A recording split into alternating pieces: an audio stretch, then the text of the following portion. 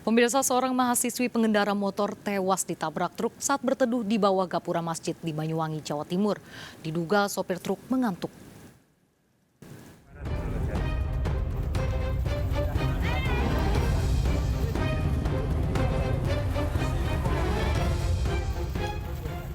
Dua korban ini tergeletak tak berdaya usai ditabrak sebuah truk pengangkut material bangunan di Desa Sambi Mulyo, Banyuwangi, Jawa Timur. Kejadian berawal ketika ketiga korban yang mengendarai motor berteduh dari hujan di bawah gapura Masjid Al-Manar. Tiba-tiba, truk datang dari arah utara dengan kecepatan tinggi dan oleng ke kanan hingga menabrak kedua korban. Truk yang dikemudikan Edi itu baru dapat berhenti setelah menghantam gapura masjid. Seorang mahasiswi, Putri Regita, 20 tahun, meninggal dunia dalam perjalanan ke rumah sakit akibat luka parah di bagian kepala.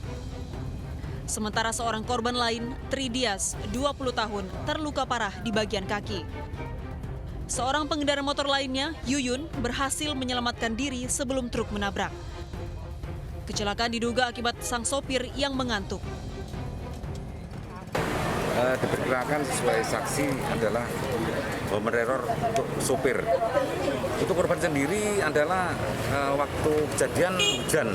Jadi hujan untuk kendaraan ada SPM 2 sedang berteduh di bawah pintu masuk gang masuk ke masjid. Jadi nggak taunya ada kendaraan truk dari arah utara. Petugas menahan sang sopir untuk pemeriksaan lebih lanjut. Kasus ini ditangani Polresta Banyuwangi. Dari Banyuwangi, Jawa Timur, Eris Utomo, iNews melaporkan. Pemirsa, mayat wanita ditemukan di pinggir pintu keluar tol Karangtengah, Tangerang, Banten. Ada luka bekas jeratan di leher korban yang diperkirakan berusia 30 tahun.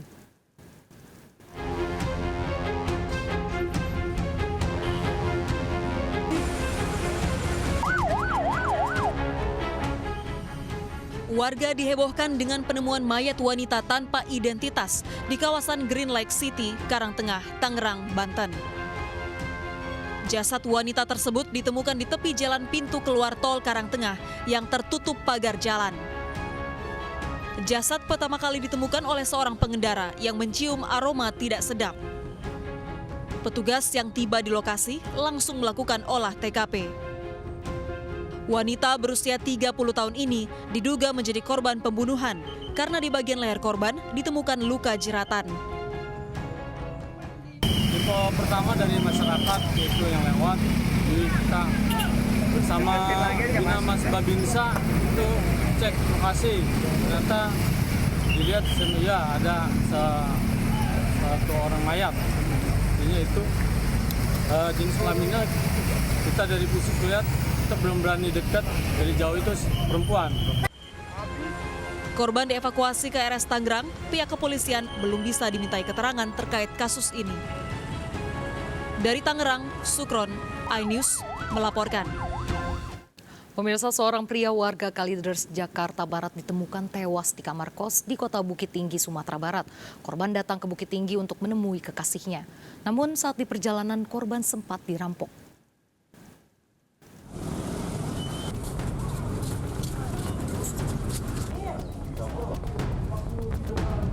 Warga Simpang Mandi Angin, Bukit Tinggi, Sumatera Barat dikejutkan dengan penemuan jasad pria tewas di kamar kos. Diketahui korban Wahyu Anggara, 21 tahun, warga Kalideres, Jakarta Barat. Korban diketahui datang ke Bukit Tinggi berencana menemui pacarnya Novilia, 20 tahun. Dalam perjalanan, harta benda korban sempat dirampok. Naas saat sang pacar tiba di rumah kos, korban ditemukan tewas tergeletak di lantai dengan kondisi leher terikat. Sebelum tewas, korban sempat terlibat cekcok dengan pacarnya melalui pesan singkat. Hasil olah TKP ditemukan kotak sepatu bertuliskan pesan korban hanya ingin dimakamkan di tempat yang layak dan tak ingin orang tuanya mengetahui permasalahannya. Kata-kata didobraknya di ceweknya kita, digituannya saja nyo. Kita buka, manangi langsung lah. Awak sekilas yo, man giko ini rendang nyo. Nggak ada domnya giko, rendang. Namun tadi malam mereka juga settingan ya, settingan informasinya mereka bertengkar. Jadi dengan pertengkaran ini dia minta datang yang si kekasihnya ini ke tempat mereka kos, tempat dia yang bersangkutan kos. Jasad korban dievakuasi ke RSUD Dr. Ahmad Mohtar Bukit Tinggi. Polisi menyelidiki penyebab pasti kematian korban. Dari Bukit Tinggi, Sumatera Barat, Wahyu Sikumbang, iNews melaporkan. 10 orang pengendara motor menyerang seorang karyawan warteg di Tanjung Duren, Jakarta Barat. Korban alami luka akibat senjata tajam di bagian kepala. Oh, di sini. Oh iya.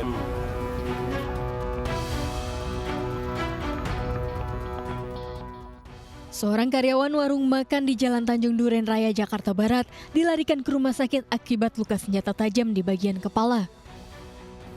Korban dianiaya oleh pengendara motor berjumlah 10 orang menggunakan senjata tajam. Mana Bang lokasi? Bercak darah korban terlihat di teras depan warung makan warteg yang tutup. Kejadian keributan sih, katanya sekitar jam 4-an lah. Keributan di mana tuh? Di warteg. Oh, terus ada korban? Dia bilang sih katanya ada luka itu.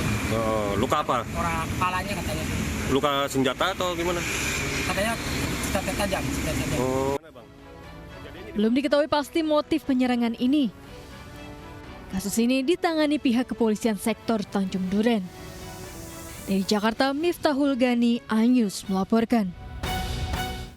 Penyidik Polda Metro Jaya menggelar prarekonstruksi untuk mengungkap kasus penembakan Brigadir Joshua di rumah dinas Kadif Propam nonaktif Irjen Pol Verdi Sambo. Polisi juga akan melakukan otopsi ulang jasad Brigadir Joshua di Jambi Rabu mendatang.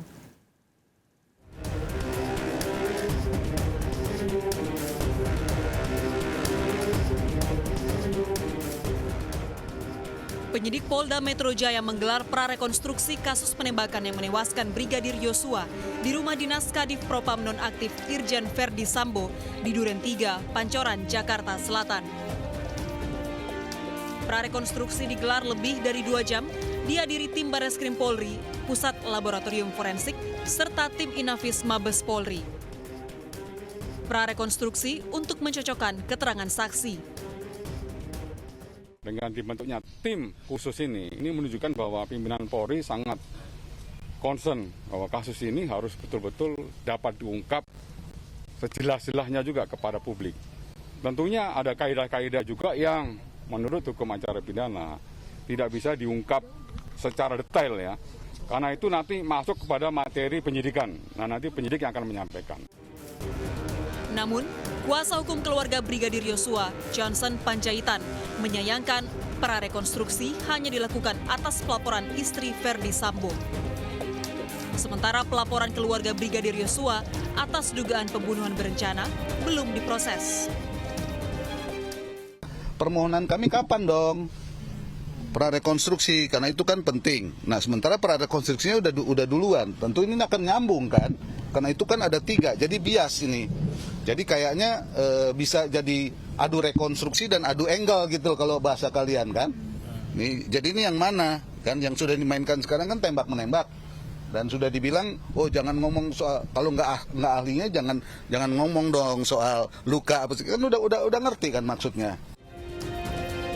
Sementara itu, sesuai permohonan keluarga, polisi akan melakukan otopsi ulang pada jasad Brigadir Joshua di Jambi Rabu mendatang dengan melibatkan ahli forensik. Jelang otopsi, tim penyidik mendatangi makam Brigadir Joshua di TPU Desa Sukamakmur, Kabupaten Muaro, Jambi. Penyidik juga mendatangi Rumah Sakit Sungai Bahar untuk mengecek kesiapan proses otopsi. Kemarin penyidik beserta dengan Perhimpunan Dokter Forensik Indonesia itu sudah melakukan pertemuan dengan pihak keluarga, ya, virtual karena kebetulan pihak keluarga dan kuasa hukum ada di Jambi. Nah, kemudian juga pertemuan itu menghadirkan sejumlah ahli forensik dari beberapa universitas.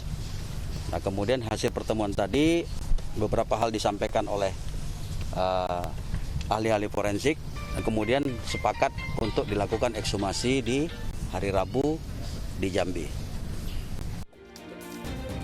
Sedangkan terkait rekaman CCTV, Polri menegaskan CCTV bukan yang berada di dalam rumah dinas Irjen Pol Verdi Sambo, melainkan di sekitar TKP dan CCTV di sepanjang jalan dari Magelang, Jawa Tengah hingga Jakarta. CCTV yang rusak, sesuai dengan apa yang disampaikan oleh Kapolres Jakarta Selatan, ini CCTV yang di TKP. Tapi CCTV yang sepanjang jalur ini, di sekitar TKP, ini sudah diketemukan oleh penyidik. Demikian juga kemarin saya sampaikan, CCTV dari sepanjang jalan, dari mulai Magelang sampai dengan TKP sini, itu juga sudah diketemukan oleh penyidik. Sekarang masih proses pemeriksaan oleh Lapor untuk mengklarifikasi dan mencocokkan untuk kalibrasi untuk mencocokkan waktunya. Karena waktu yang ada CCTV dengan real time harus sama. Dalam kasus ini, 3 pejabat Polri dinonaktifkan. Muhammad Ardi, Camar Haenda, Damar Wicaksono, iNews melaporkan. Koptu Muslimin dalangi penembakan istrinya sendiri di Semarang, Jawa Tengah dengan menyuruh 4 pelaku penembakan. Apa motif anggota TNI ini merencanakan pembunuhan? Ikuti informasi lengkapnya sesaat lagi, tetap bersama Sergap.